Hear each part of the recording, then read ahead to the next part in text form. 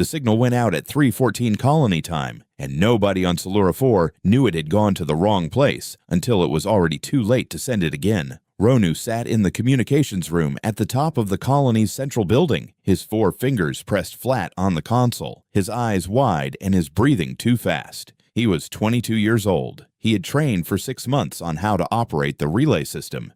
He had never once trained for the possibility that the Galactic Cooperative's peacekeeping relay station would be offline for scheduled maintenance on the exact night a Keth Dominion war fleet appeared in orbit above his home. He had typed the distress code in 3 times. The first 2 times, the system returned an error. The third time, something received it. A small green light blinked on his panel, and the screen read, "Signal accepted. Routing confirmed." He exhaled. His hand stopped shaking. He leaned back in his chair and allowed himself to feel, for just a moment, like he had done his job correctly. He had no way of knowing that the dead relay had bounced his signal off a degraded military satellite 2 systems away, which had then sent it screaming outward in completely the wrong direction, directly into a monitoring buoy that belonged to nobody in the Galactic Cooperative at all. He found out the next morning when the response came. Chance Aura had been the colony administrator of Solura 4 for 11 years. She had dealt with crop failures, supply chain delays, a minor flood in the Eastern District, and one very memorable dispute between 2 neighboring families over a piece of land that took 8 months to resolve. She had not dealt with a war fleet. She stood at the wide window of her office and looked up at the sky. The Keith ships were not visible from the surface. They were too far up, but she knew they were there. She had seen them on the orbital scanner before the Keth had politely jammed it. There were 9 of them. 9 ships arranged in a slow, patient circle above her planet, like something waiting for food to stop moving. The message they had sent was formal and cold. The Keth Dominion had determined that the mineral deposits beneath Solura 4's northern mountain range were of significant strategic value. The colony was to surrender administrative control within 72 hours.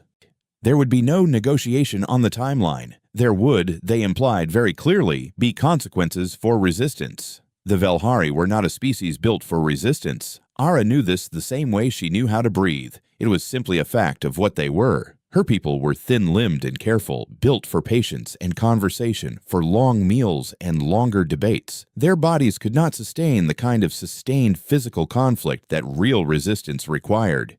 A Velhari in a fight would not last. Their hearts were not designed for it. Their minds recoiled from violence the way a hand recoils from fire. So she had done the only thing she could. She had told Ronu to send the signal. She had told him to reach the cooperative peacekeepers, who would come with diplomats and legal arguments and the slow, grinding weight of galactic law behind them, and who would give her something to stand behind while she stalled.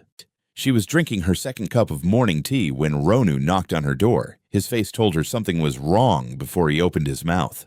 Elder Pav had not slept. He was 140 years old, which was not ancient for a Velhari, but it was old enough to have read things that younger people had not bothered with. He had spent the night in the colony's small archive room, pulling up records that had not been accessed in decades, running searches with the quiet and focused energy of a very old person who has realized that the situation is worse than anyone else in the room has yet understood. He found the entry he was looking for just before sunrise. It was buried in an old Galactic Cooperative Xenobiology Index, filed under a species designation that most Velhari had heard of only in passing. He read the entry 3 times. Then he sat very still for a long moment. Then he got up slowly, walked to the window, looked out at the pale morning sky of Solura 4, and made a small sound in the back of his throat that did not translate easily into any other language, but meant, roughly, "Oh no." The entry was not long. It described a species from a high-gravity, high-competition world in a mid-range star system, a world where the atmosphere itself was aggressive, where the temperature swings could kill,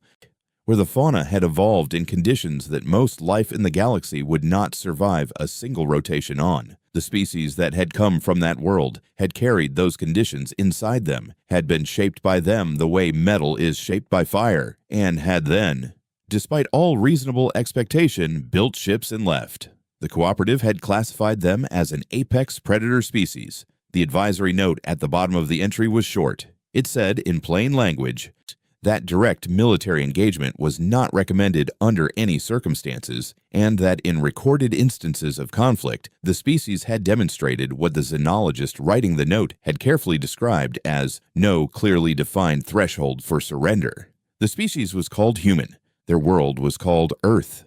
Pave was still standing at the window, thinking, when Ronu came running down the corridor outside, looking for Administrator Ara, holding a printout of the response that had come back from the signal he had sent the night before. Pave heard the boy stop, heard him knock on Ara's door, heard a moment of quiet, and then Ara's voice reading the response aloud. The message was short. It was not from the Galactic Cooperative. It confirmed that the signal had been received. It confirmed that the nature of the threat had been assessed. It gave an estimated arrival time of 11 hours. And it identified the responding vessel as the Bekdu, operating under something called the Earth Expeditionary Rescue Corps. 11 hours. The Keth had given them 72. There was still time. There was still hope. Era came to find Pave a few minutes later. She looked uncertain, but there was a small, cautious light in her eyes that had not been there the night before. Pave looked at her for a long moment. He thought about the archive entry. He thought about the words, no clearly defined threshold for surrender. He thought about what it meant that a species like that was now flying toward his colony at speed. Are you relieved? Ara asked him. Pave considered his answer carefully. I'm not sure yet, he said, which was the most honest thing he could offer. He went back to his chair and sat down, and he started reading everything else the archive had on humans, because he suspected he was going to need it. The Keth Sub-Commander Vreel was in the middle of his morning briefing when the sensor officer interrupted him. Sir, the officer said carefully, there is a ship. Vreel set down his data tablet. What kind of ship? The officer looked at his screen, then looked back at Vreel, then looked at his screen again. A small one, sir. Heavy cargo class. No military designation. It came out of FTL at the system's edge about 4 minutes ago. Vreel waited.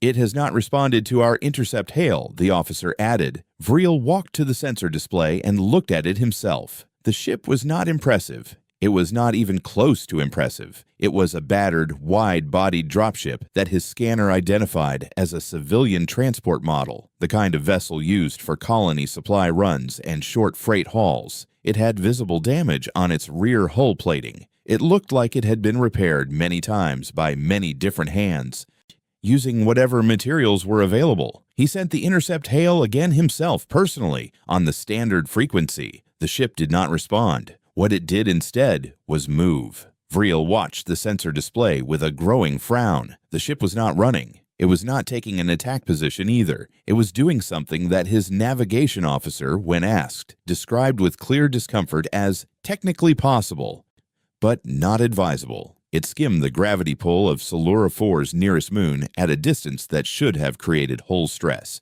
then used that pull to change direction faster than any conventional engine burn would allow, and then dropped toward the planet's upper atmosphere at a speed that made the targeting system lose its solution twice. By the time Vreel gave the order to fire, the ship had already entered the atmosphere and disappeared into the cloud cover. He stood at the sensor board for a moment. Then he went back to his briefing table and sat down very quietly. Find it, he said to no one in particular, and everyone in the room immediately got very busy. Inside the Bekdu, it was loud. The ship shook and groaned as Nari pulled it through the upper atmosphere, and the sound of the hull dealing with the entry heat was a constant low roar that vibrated through the floor. She flew without talking.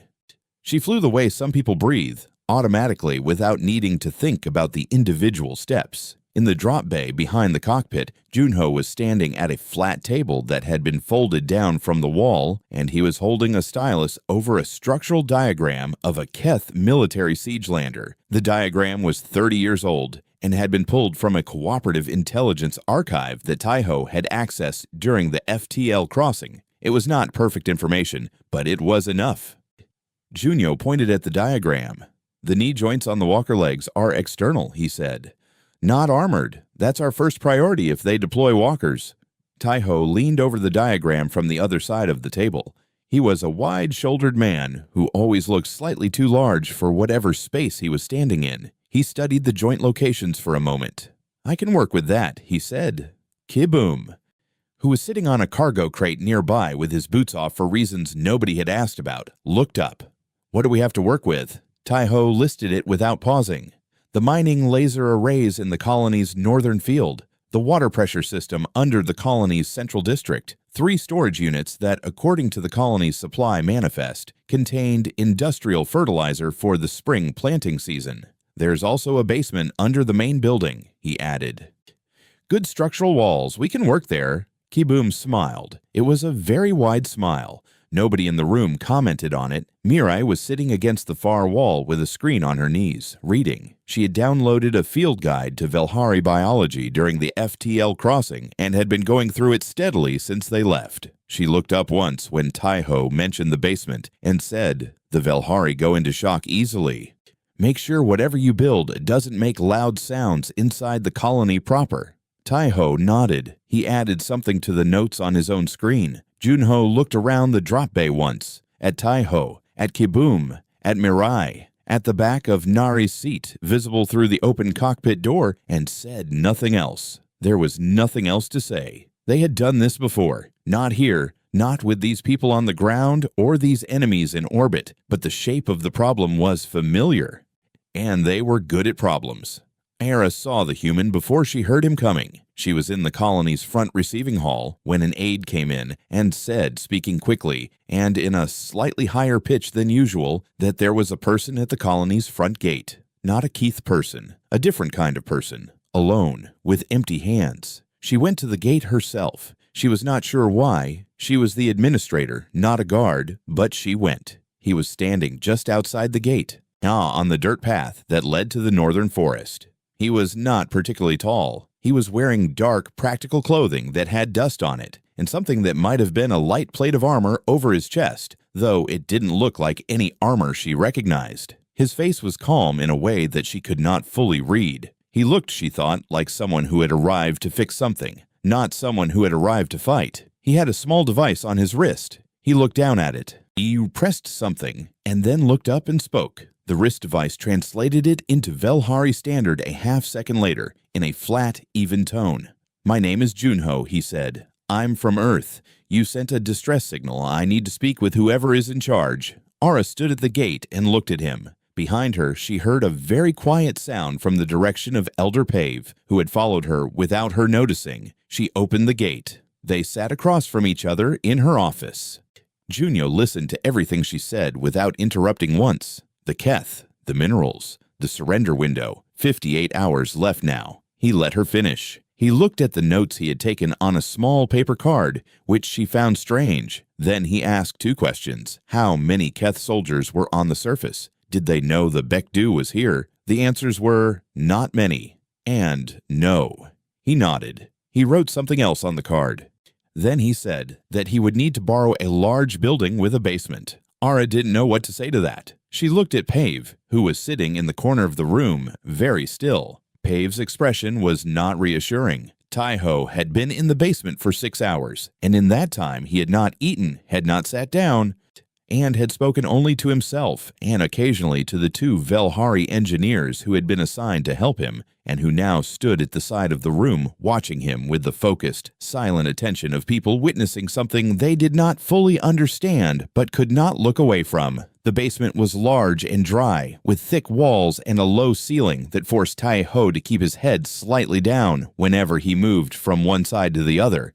He had taken the colony's engineering schematics and spread them across the floor in sections. He had pulled 3 mining laser arrays from the northern field, rerouted the colony's water pressure main through 2 junctions it had never been connected to before, and stacked the fertilizer storage against the eastern wall in a configuration that looked, to the Velhari engineers, like it had some kind of internal logic they couldn't quite follow. It did. Tai-Ho knew exactly what he was building.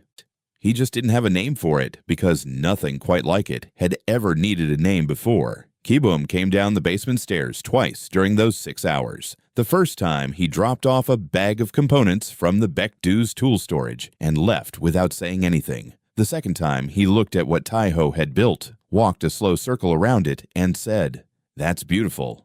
Tai-Ho told him to go away. Kaboom went away smiling.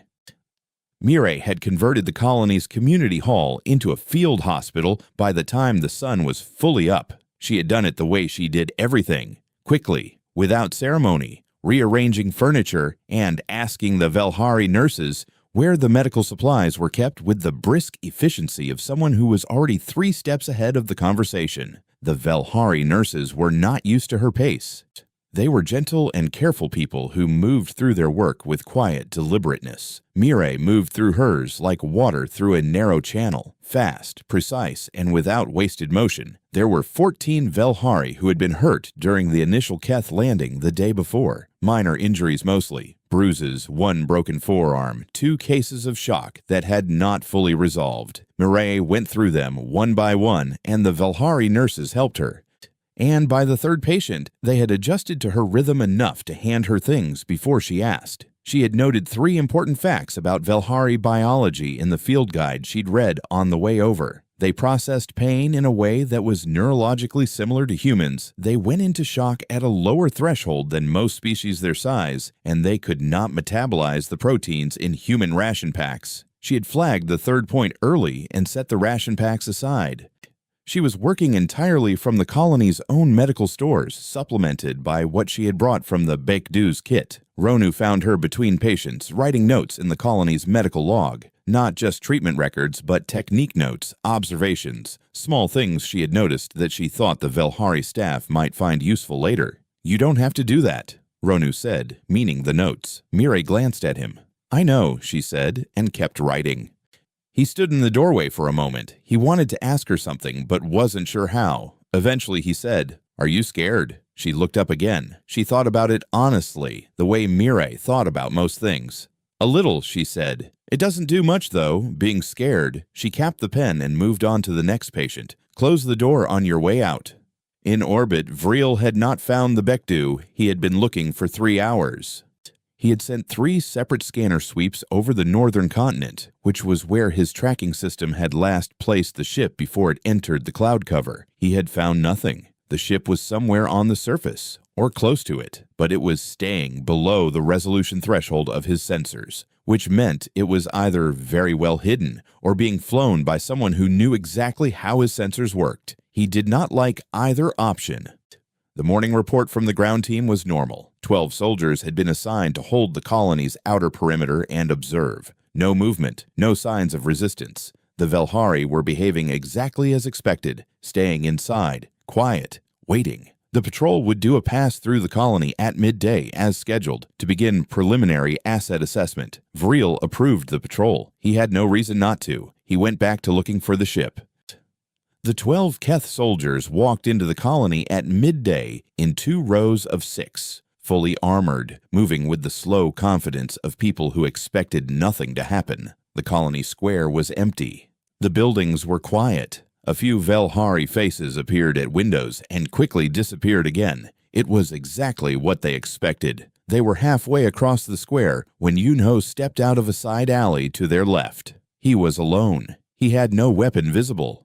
He stood on the edge of the square and looked at the patrol with an expression that was very calm and very focused, and he said nothing. The patrol leader told him to identify himself and stand down. Junho looked at the patrol leader for a moment. Then he looked slightly to the left of the patrol, toward the far side of the square. Kibum was already there. What happened in the next 4 minutes was not something the patrol had any framework for.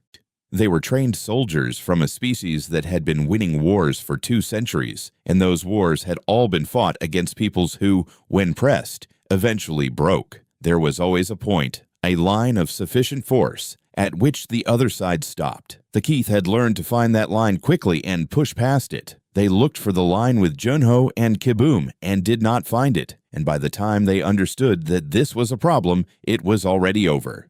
In orbit. Vril watched 12 signal beacons go dark on his tracking display. Not all at once. One by one over the span of 4 minutes, they simply stopped. He stared at the screen. The room around him was very quiet. He pulled up the colony's surface scan, looking for anything. Heat signatures, movement, weapons discharge. There was nothing visible. Whatever had happened down there had happened quietly, which made it worse, not better. His senior officer came to stand beside him and looked at the same empty display. Neither of them spoke for a moment. Then the senior officer said, "Send the ground assault." Vril looked at him. "All of it. All of it," the senior officer said. 400 troops, both walkers. End this now." Vril turned back to the display. He thought briefly about asking what exactly they were ending, because the patrol had walked into a colony of pacifist farmers guarded by what his sensors suggested was a single small ship, and 12 soldiers had gone silent in 4 minutes without a sound. He didn't ask. He gave the order. On the surface, Ronu was standing at the top of the communications tower, watching the sky. He saw the Keth landers detach from the fleet and begin their descent, dark shapes against the white clouds. Slow and heavy and certain. His hands tightened on the railing. Somewhere below him, in the colony square, he heard nothing. No alarm, no shouting, just the ordinary sounds of the afternoon. And then, very faintly, Junho's voice speaking 2 words into his earpiece in a language Ronu didn't speak. He found out later that the words were Nari, now. The Keth landers touched down in the open field north of the colony at 2 in the afternoon. 400 soldiers. 2 siege walkers, each one 4 stories tall, their heavy legs pressing deep into the soft ground of Salura 4 as they powered up and began to move. The ground commander, a mid-ranking officer named Breve, assigned to this posting because Warlord Drac considered it beneath his senior staff, looked at the quiet colony ahead of him and felt nothing more complicated than mild impatience. This would take an hour, maybe 2. Then it would be done. He gave the order to advance. The gas came first. It rose from the ground at the forest's edge, from vents that had been nothing but irrigation pipes 12 hours ago, wide, low, and fast-moving, a pale cloud that spread across the northern approach in under a minute. It was not lethal. Mireille had been very specific about that when she gave Taiho the concentration parameters. It was, however, extremely effective on Keith respiratory systems, which she had looked up the night before. The front 2 ranks of soldiers slowed and then stopped, their visors fogging from the inside as their bodies reacted. They were not unconscious. They were simply unable to move forward without serious effort, and the effort cost them time. Brev shouted for the walkers to push through. The walkers stepped forward. They were big enough that the gas didn't matter. The pilots were sealed inside armored cabins, insulated from everything outside. Their sensors swept the tree line looking for targets. The mining laser arrays found them first. And Taiho had spent 6 hours repositioning 3 industrial laser arrays from the colony's northern field to 3 separate points along the tree line. Industrial mining lasers were not weapons. They were not designed to cut through armored military hardware. What they were designed to do was focus a sustained beam of high energy at a fixed point with very precise aim. The optical sensor clusters on the siege walkers were not armored. They were recessed behind a metal housing. But the housing had gaps for the lenses, and Taiho had the coordinates of those gaps from the 30-year-old diagram that Junho had been looking at on the dropship. Both walkers lost their forward sensors in the first 40 seconds. They did not fall. They did not stop. But they were blind, and blind walkers in unfamiliar terrain moved slowly and carefully, which was all Taiho needed. The fertilizer went off at the Northern Communications Relay 8 minutes into the assault. The relay was not a military target. It was a portable unit the Keth had set up the day before to coordinate their ground forces, and it sat on a flat piece of open ground 200 meters from the colony's outer wall. When it stopped existing, Breve lost direct contact with half his force and had to rely on personal unit radios, which were slower, shorter range, and far easier to talk over. Vril, watching from orbit, lost the ground command feed at the same moment. He sat very still. His hand was above the console. He did not press anything. The 400 soldiers were not routed. Brev was not incompetent, and his soldiers were disciplined. They pushed through the gas, rerouted around the blind walkers, and moved on the colony from 3 directions at once. They outnumbered the defenders, whatever the defenders were, by a ratio that should have made the result obvious. They moved into prepared positions held by 2 people. Junho was at the colony's eastern wall, behind a reinforced section that Taiho had quietly strengthened the night before by filling the gap between the outer and inner panels with packed stone from the colony's landscaping supply. He moved between 3 firing points along the wall, and he did not stay at any of them long enough for the Keith to fix his position. He was not loud about it. He was not dramatic about it. He simply kept moving and kept making it difficult for the soldiers on the eastern approach to do anything organized. Kibum was at the western perimeter and was having the time of his life. He had been given a specific task: hold the western access road, and he was holding it with the cheerful energy of a man who had trained for this for many years and genuinely enjoyed the work. He was also the loudest person on the battlefield, not because he was shouting, but because he laughed occasionally. And the sound of a person laughing in the middle of a firefight was something the Keth had absolutely no reference for. 2 Keth soldiers near the western road stopped advancing for a full minute, trying to determine what the sound meant. It cost them the initiative, which was all Kibum needed. Mireille was treating a Keth soldier when the wall beside her took a hit and showered her with dust. She did not move away from the patient. She brushed the dust off her sleeve and kept working. The soldier, one of the patrol from the day before, conscious now, confused, and in pain from a shoulder injury, looked at her with large, unclear eyes. He said something in Keth that her translation device rendered as a question about why she was helping him. "Because you're hurt," she said. This seemed to confuse him further. Ronu was next to her because Junho had asked him to stay with Mireille. And Ronu had agreed partly because he wanted to help, and partly because staying near the human medic felt like the safest place to be. Mireille had given him a specific job: keep pressure on the upper arm of the Keth soldier while she secured the bandage. He was doing this with his eyes mostly closed. "You're doing fine," Mireille told him, which was not entirely true, but true enough. Above the colony, the Bek-Du appeared. Nari had been holding position along the mountain ridge for hours, moving slowly, staying low, keeping the ship below the Keth fleet's sensor threshold the entire time. When Junho said her name into the earpiece, she had simply pointed the ship at the battle and pushed the throttle forward. The Bek-Du was not a gunship. It had not been designed for atmospheric combat. Its hull was built for cargo, its engines for efficiency rather than speed, and its exterior had been repaired so many times with so many different materials that it looked, from a distance, like it had been assembled by several different people who had never met. It flew like something that had no patience for the concept of gravity, and it hit the Keth assault force's southern flank like a very large and very determined piece of weather. Brev had been in 12 military operations. He had never lost one. He stood in the middle of what remained of his organized advance and looked at the situation around him and tried to find the moment where the clear and simple task he had been given had turned into this. He called Vril. He reported, in the controlled and even voice of a professional, that the ground operation had encountered complications. He requested authorization to withdraw and reassess. Vril authorized it before he finished the sentence. In Drack's command room at the top of the flagship, a junior officer relayed the report. Drack listened. His face showed nothing, but his hand, flat on the command table, pressed down hard enough that the tips of his fingers went pale. He stood up slowly. He put on his ceremonial war armor piece by piece in silence. He called for his personal guard. He was going down there himself. This ended today. Vril watched the warlord's personal lander detach from the flagship and begin its descent.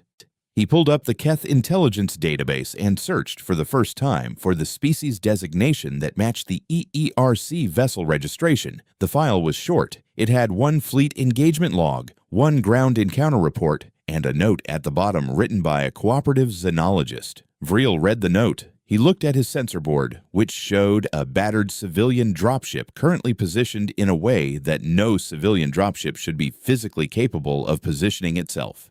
He read the note again. Someone behind him, reading over his shoulder, said very quietly, "Who are these people?"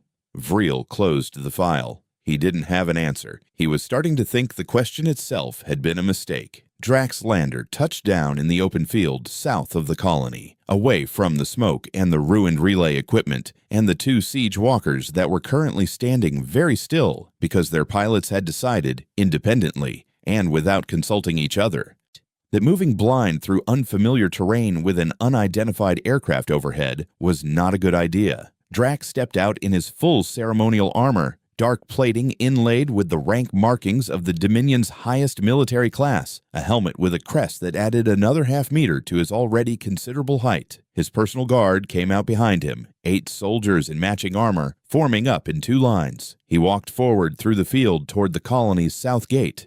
and he walked the way he always walked, slowly, like time itself was waiting for him to finish. The gate was open. Junho was standing just inside it. He was holding a plain metal cup with steam rising from it. He was not in armor. He had dust on his jacket and a small cut above his left eye that had been sealed with medical tape, and he looked like a man who had just finished a long afternoon of difficult work and was taking a short break before the next thing. Drax stopped.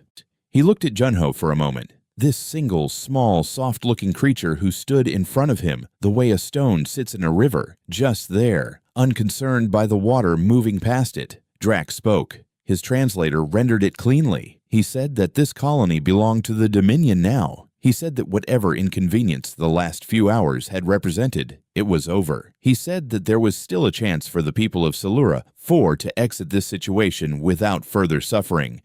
But that chance depended entirely on immediate and complete surrender, and that the person standing in front of him should think carefully before deciding what his next word was going to be. It was a good speech. Drac had given versions of it many times. It had always worked, because by the time he delivered it in person, the other side had already seen enough of what the Keth could do to understand that the words were not empty. Junho waited until he was finished. He took a small sip from the cup. Then he spoke. He said that the Bekdu had been transmitting a full sensor record of the engagement. Every shot, every position, every piece of Keth military hardware used against a civilian colony, to the nearest galactic cooperative relay station for the past 4 hours. He said that the transmission had been acknowledged, and that 2 EERC reinforcement vessels had responded to the standard update ping approximately 20 minutes ago and were now 6 hours out. He said this in the same even tone that he used for everything, the same tone he had used when he first introduced himself to Ara, the same tone he had apparently used during the entire afternoon. He also said that Nari, and at this he glanced upward briefly, and Drax's guard glanced upward too, involuntarily was currently positioned at the engine array blind spot of the Keith flagship in orbit and had been for the last 90 minutes. Then he said, "You can leave. That's the offer." Drax stood very still. Behind him, his guard stood very still. In orbit, Vreel was listening to the exchange through Drax's open comm line and also standing very still, though he was additionally staring at his sensor display, which had, just in the last few seconds, confirmed the position of the Bekdu relative to the flagship's engine array. Drax looked at Junho for a long time. Junho looked back. He was not aggressive. He was not taunting. He was simply present and patient, and completely settled in a way that was more difficult to stand in front of than anger would have been. Drac turned around and walked back to his lander. He did not say anything else. His guard followed him. The lander sealed and lifted and climbed back toward the flagship.